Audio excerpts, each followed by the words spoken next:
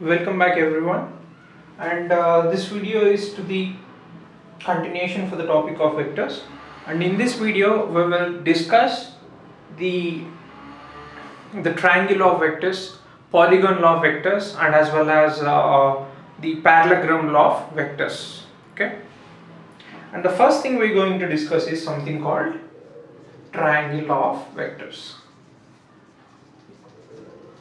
Triangle law of vectors. I'm not going to write the definition of this triangle of vectors entirely on this board because I can't write it entirely, the board is small.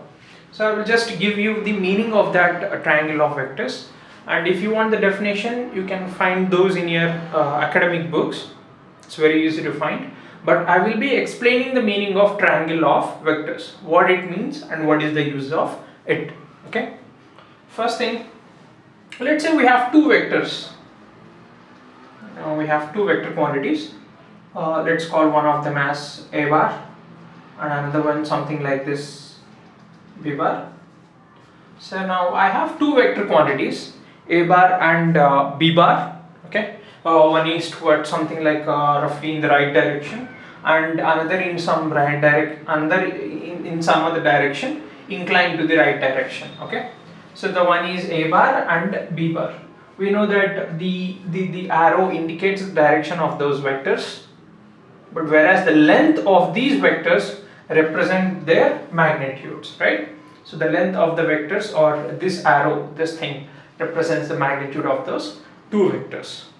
Now when we have these two vectors, how do we find the sum of those two vectors? Sum is also called resultant in these vector addition and all those things. Okay, sum of two vectors can also be called as the resultant of two vectors. Now how do we find the sum of these two vectors? Okay, now first let's say we have a bar, b bar. Just pick any one of them, either a bar or b bar. Okay, let's pick a bar and draw that over here. So whenever you have any vector and you draw another vector parallel to it, something like this, with same length or same magnitude, both of them can be called as like vectors and both of them are same vectors. Okay, suppose here I have a bar in the right direction with magnitude something. Let's call the magnitude of this vector to be magnitude is a, and if I draw another parallel vector to this with the same magnitude, we can say that both vectors are like vectors, or I can also call them equal vectors or the same vectors. Okay, now I will draw a like vector of a bar here in the same direction and with same length or magnitude. Okay, I have drawn one of those vectors. Now draw the second vector or the other vector b bar in such a way that the tail of this vector, tail of the second vector, see this is the tail of the second vector, the tail of the second vector coincides with head of first vector. Okay, now first I've already drawn the first vector. You can draw any one of them first, and then whatever the left vector or the second vector which is not drawn in this situation, which is b bar. So now draw b bar in such a way that its tail coincides with head of the first vector, something like this. I'm drawing a like vector of b bar, which is I can't exactly draw that inclination. Okay, this is just a rough diagram. Okay, now I have drawn a like vector. We'll erase this just to avoid confusion. So b bar is something like this, right? This is b bar, a like vector to this b bar. This is also equal to b bar. Now I have drawn b bar such that its tail is coinciding with the head of a bar, head coinciding with the tail. So we also call that a bar or b bar are drawn in an order. Now the resultant of these two vectors, or sum of these two vectors, let's call the sum as something like resultant r bar or c bar, whatever you want to call it. Okay, resultant, r represents for resultant or the sum of these two vectors. Now the resultant of these two vectors is another vector which is drawn in the opposite order, or nothing but whose tail, now this is the resultant vector. The resultant vector has its tail at the tail of first vector and its head at the head of second vector, okay, or the vector which is drawn in the opposite order to these two, okay, represents the resultant of these two vectors a bar and b bar. Okay, now the direction of resultant of these two is in this particular direction, okay, represented by this arrow, and the magnitude of this resultant is equal to length of this side, such that they form a triangle. So in this triangle, the length of this side indicates the magnitude of a bar, the length of this side indicates magnitude of b bar, whereas the length of this side, the third side, which is drawn in the opposite order. See, if they are going something like this, then it's drawn in the opposite order. The length of the third side indicates the magnitude of resultant or sum of those two vectors. So this is how we find the resultant or sum of two vectors. I will call this as a diagrammatical method of finding resultant, or graphical method, whatever you want to call it, you call it. Next thing, what if we have something like subtraction? How do we do it? Subtraction, something like, let's say we want to do a bar minus b bar. So let's call a bar minus b bar as r1 bar. R1 bar. How do we find this a bar minus b bar? Okay, remember that in books, instead of using just drawing a bar something like this, they draw something like this. You can represent whatever you want. Okay, it anyways means the same.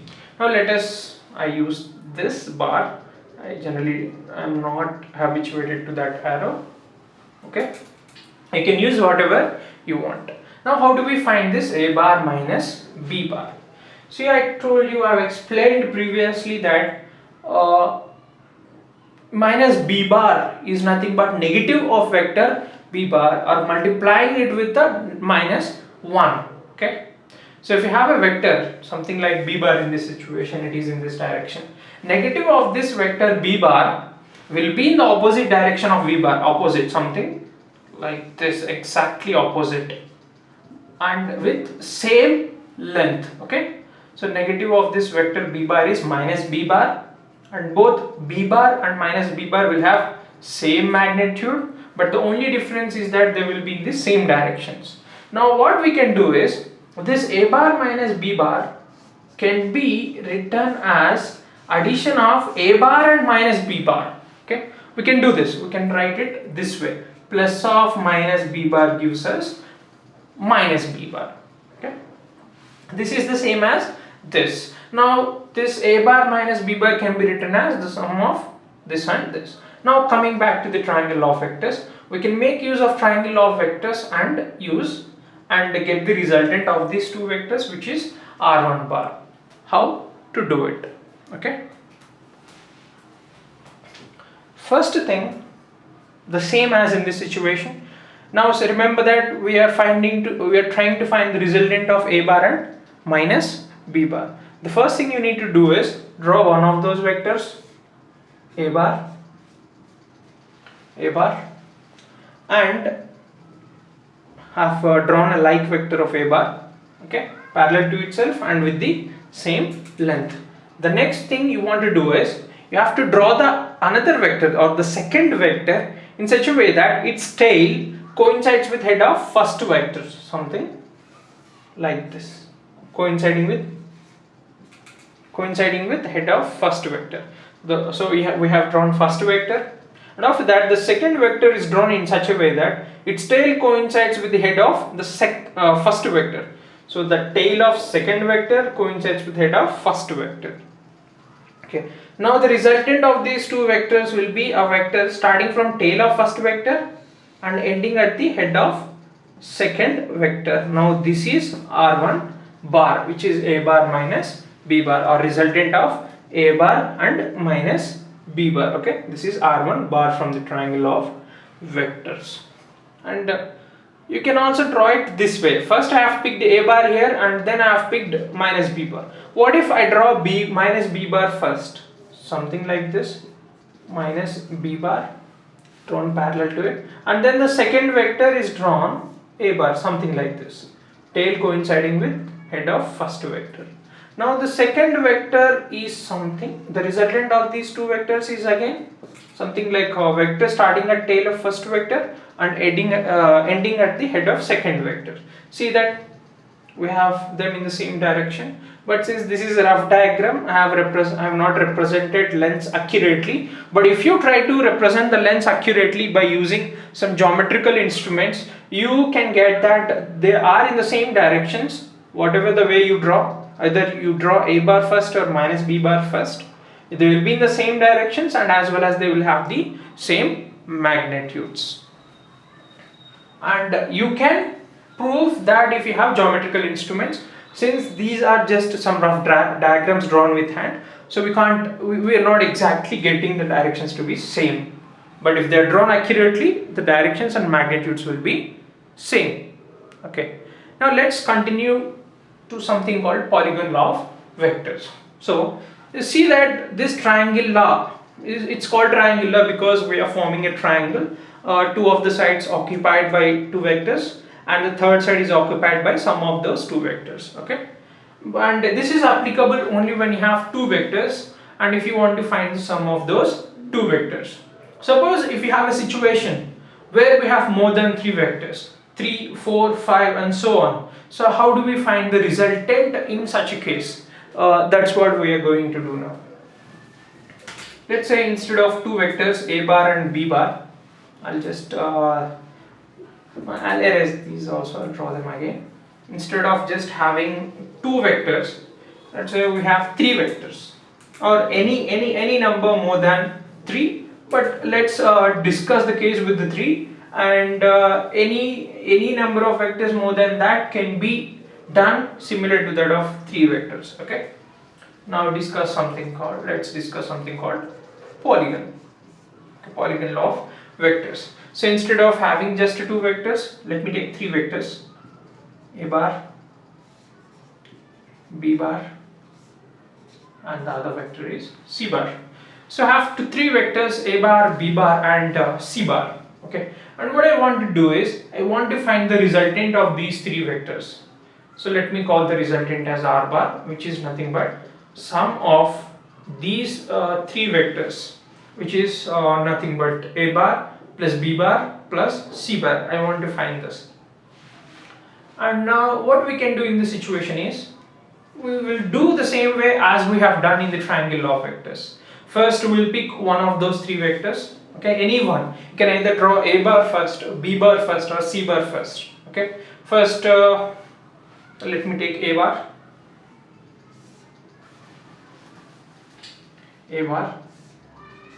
First draw any one of those vectors. I have drawn a bar over here. Okay, and then we are left with 2 vectors after drawing a bar, b bar and c bar. And out of those to pick any one of them. It does not matter which you pick. Let me pick b bar, which is in this direction. B bar. I've drawn a light vector of b bar here in such a way that a bar and b bar are in order. What order means is that the tail of b bar drawn is coinciding with the head of previous vector drawn. So first we have drawn a bar and its head is coinciding with the tail of the next vector drawn, which is b bar. See, head of a bar coinciding with tail of b bar. Now we have the third vector left. Now this vector is drawn in such a way that its tail coincides with head of the previous vector drawn. The previous vector drawn is b bar. Now c bar will come something like this. So now if we draw it in such a way, we say that these 3 vectors are drawn in the order. Now the resultant of these 3 vectors r bar, which is equal to a bar plus b bar plus c bar. The resultant of these 3 vectors, is r bar, which is a vector drawn in the opposite order, or nothing but, if you don't understand what order means, understand it this way. So r bar is a vector which starts at, or whose tail coincides with the tail of first vector. Okay, in this situation the first vector drawn is a bar, and whose head coincides with the head of the last vector, or in this situation which is the c bar. So in this situation r bar is the vector whose tail coincides with tail of first vector drawn and whose head coincides with the head of the last vector drawn. Now the direction and the magnitude of the resultant is represented by this vector. So the resultant of these three vectors is in this direction, and the magnitude is given by the length of this side of this particular polygon. Okay, so this is how you find the resultant graphically or diagrammatically when you have three vectors. The same approach can be used if you have more than three vectors. For example, something like this. So let's say instead of C, and after C bar, let's say we still have another vector D bar, something like this. Now the resultant of these four vectors will be this vector. Okay, this vector, something like this. Now this will be the R bar. So it does not matter how many number of vectors you have. So if you draw them in the order or something like this, tail of one vector coinciding with head of previous vector and so on. So we say that the vectors are constructed in order, are drawn in order. Then the resultant of those vectors will be an vector which is drawn in opposite order. Okay, and completing the polygon. This is how we find the resultant diagrammatically or graphically. Okay, graphically for two or more vectors. Okay, for two vectors we use something called as triangle law. For three or four vectors we use something called polygon law, or we should have called this quadrilateral law, pentagon law, and so on. Okay, right? But I don't know why they just gave two names. Now here, so it is not always possible to draw these vectors directly, accurately, and measure the lengths and directions. It's not possible all the time, right? Okay. But suppose, let's say you have two vectors whose magnitude is known, and as well as the angle between the vectors is known. Angle between the vectors is known. How do we find the resultant of those two vectors?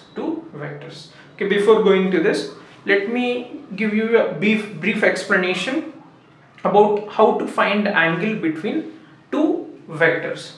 How to find the angle between the two vectors. Okay, let's say we have A bar, something like this, and B bar, something like this, in this particular directions. Okay, now we have A bar and B bar drawn in those respective directions. How do we find the angle between these two vectors? If you want to find the angle between these two vectors, how you need to draw these vectors is that draw them either heads of both the vectors are coinciding or tails of both of the vectors coinciding. So what I mean by this is, draw them something like this. Either both tails are coinciding or such a way that both heads are coinciding.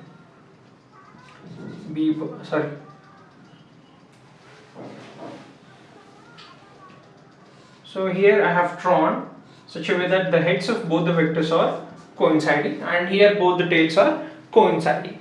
Now the angle between these two vectors drawn in that way is called angle between these two vectors.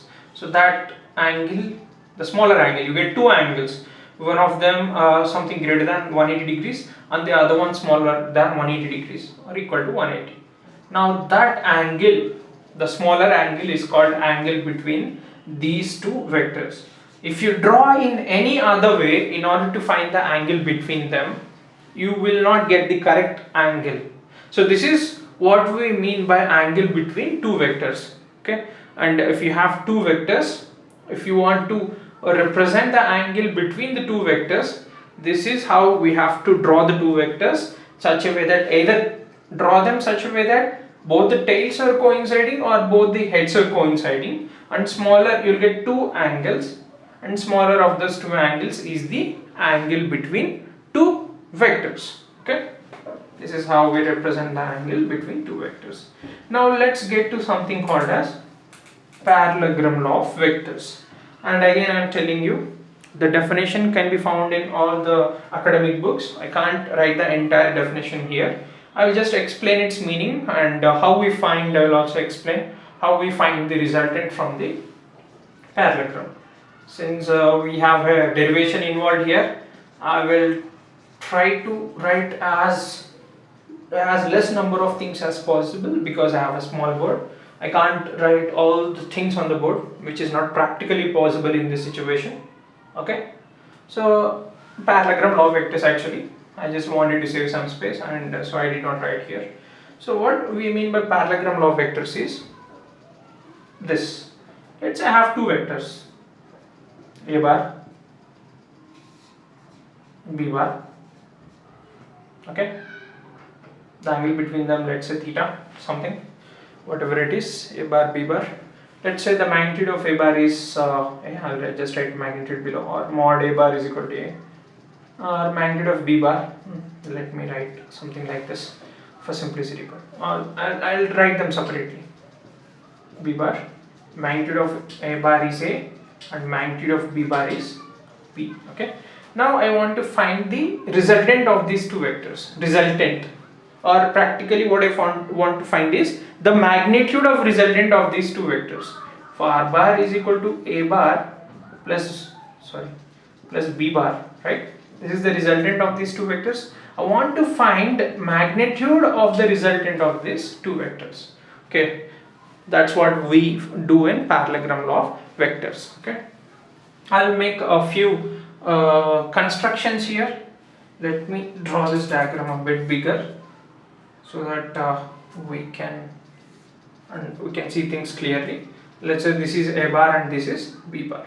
Now what we'll do is, I'll draw a vector b bar parallel to a bar, something like this. Now see that from triangle law of vectors, now a bar and b bar are drawn in the order. Now the resultant of these two vectors will be this r bar, according to the triangle law of vectors. According to triangle law of vectors. Now we want to find the magnitude of r bar in terms of magnitude of a, terms of magnitude of b, and in terms of angle between two vectors a bar and b bar. For that we'll do just some little construction. I'll just extend this arrow something like this, and I'll drop a perpendicular from this point to this. Okay, perpendicular. Let me call this, we have something like a triangle and another right angle triangle. Let them give some names. Let me give some names. No, a is already used up here. P, Q, R, S. Okay, R, S. Now if you look at this triangle, this is a right angle triangle, and see that these two are parallel lines, and this is something like a transversal. So this angle will also be equal to theta, because this is theta. Now in this triangle, the length of this side is b, so this will be b cos theta. Just use the trigonometric ratio. Cos theta is adjacent by hypotenuse. From that you will get this side QR to be b sin cos theta, and this side to be b sin theta, b cos theta and b sin theta. And length of this side PQ is a, length of this side QS is b, length of this side is the magnitude of r bar PS.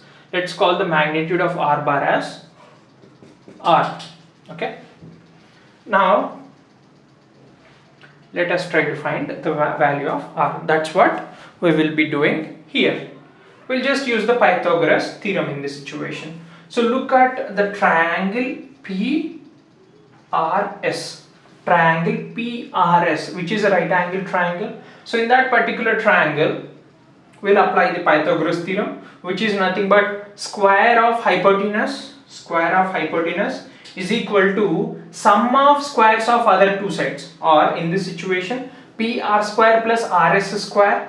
PR is nothing but a plus b cos theta, a plus b cos theta, PR square plus RS square. RS square is b sin theta whole square, b sin theta whole square, or r square. I'll just expand this, a square plus b square cos square theta plus 2ab cos theta, 2ab cos theta plus b square sin square theta.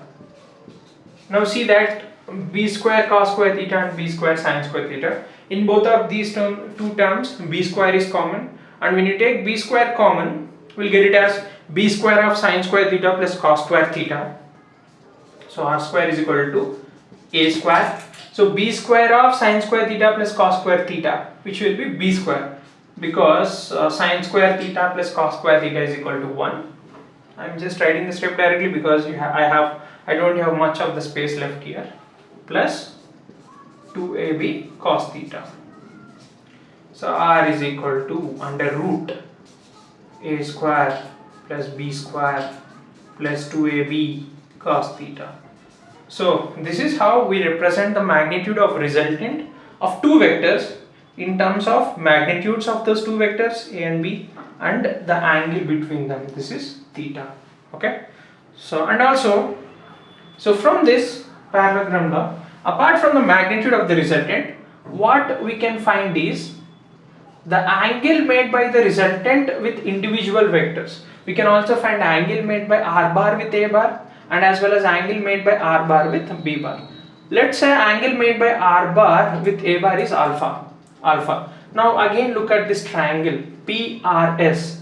Tan alpha, if I use tan alpha, is equal to opposite side, which is RS by adjacent side, which is PR. So RS is nothing but b sin theta by PR, which is PQ plus QR, which is a plus b cos theta. So our alpha is equal to tan inverse of b sin theta by a plus b cos theta. Similarly, you can represent tan beta. Here a and b values position will be interchanged. Okay, it becomes a sin theta by b plus a cos theta, where beta is the angle made by r bar with b bar and alpha is the angle made by r bar with a bar. Okay, this is how we find the magnitude of resultant of two vectors and as well as the angles alpha and beta, which are the angles made by the resultant with the two respective vectors a bar and b bar. Okay, this is all about the parallelogram law of vectors, and in the upcoming video I will explain a few conclusions and a few problems and applications related to this parallelogram law of vectors. And if you want the definition of the parallelogram law of vectors, you can search for it in your academic book, you'll find it. Okay, and that's about for now. And if you like the video, give a like below the video and try to comment if you understood it well. You can also share it with your friends, it can help them to learn, and subscribe to my channel for more upcoming videos and for learning more. And have a great day.